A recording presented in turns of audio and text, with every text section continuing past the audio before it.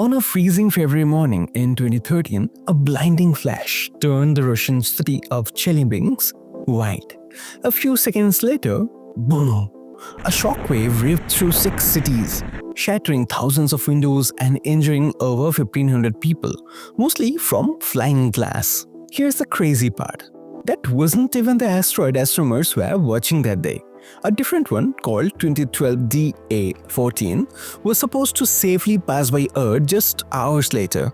But the one that exploded above Chelyabinsk, no one saw it coming. And that exposes a terrifying truth. Small asteroids can sneak in from the direction of Sun, and we often detect them only hours before impact. So why so many asteroids now? If you have been hearing about asteroids passing close to Earth more often, it's not your imagination. NASA's database shows a record 31,000 near-Earth objects tracked so far, and we're discovering hundreds more every month. But that doesn't mean asteroids are suddenly appearing. It means we are finally getting good at finding them. Our telescopes have become sharper, our sky surveys more automated, and our detection technology and network can now scan almost the entire sky every night. Still, there is a catch. Asteroids that come from the Sun's direction, like the one over Chelyabinsk, are almost invisible until it's too late.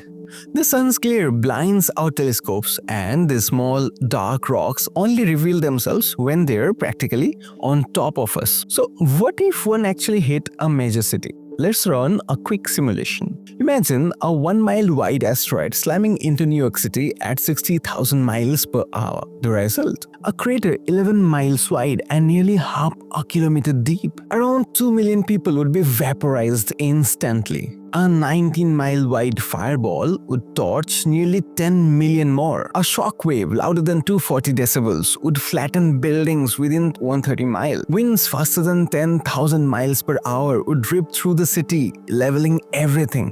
A 7.8 magnitude earthquake would follow, shaking the ground hundreds of miles away. That's one impact, one city, one asteroid. And yet, that's still tiny compared to the monster rocks that roam out there.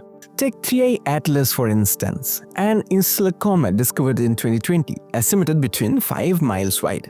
If something like that ever hit Earth, it wouldn't just destroy a city, it would end human civilization. Luckily, impacts that size only happen once every million years or so. But smaller city-killer asteroids like the Chelyabinsk one could strike every few centuries. I'll leave a link to this website so you can try this simulation yourself. So why are they so hard to spot? Most near-Earth asteroids are dark, fast, and faint. Literally black rocks reflecting just a few % of the sunlight. The best time to spot them is when they're opposite the sun. But when they come out from the sun's direction, we are blind. NASA and ESA have already mapped over 95% of the large kilometer-wide asteroids that could cause global extinction. But for smaller ones, the ones between 50 to 150 meters, our catalog is far from complete. There's the scary range where impacts can wipe out entire metropolitan areas. Many close-pass asteroids are only discovered after they have zipped past Earth. In 2013 alone, at least 12 small asteroids came within the distance of the Moon, and several were detected only hours before their closest approach. The big question: can we actually stop one? In 2022, NASA tested something straight out of a science fiction movie, the DART mission. A spacecraft intentionally smashed into a tiny moonlet named Dimorphos at 22,000 miles per hour and successfully changed its orbit. It was the first time in history humanity physically altered the motion of a celestial body, and the results were better than expected. The impact didn't just bump Dimorphos. It kicked up a massive debris plume that acted like rocket exhaust, amplifying the push. That means even small spacecraft could shift dangerous asteroids if we have enough warning time. To catch these stealthy rocks, NASA is now building NEO Surveyor, a space telescope designed to spot asteroids hiding in sunlight.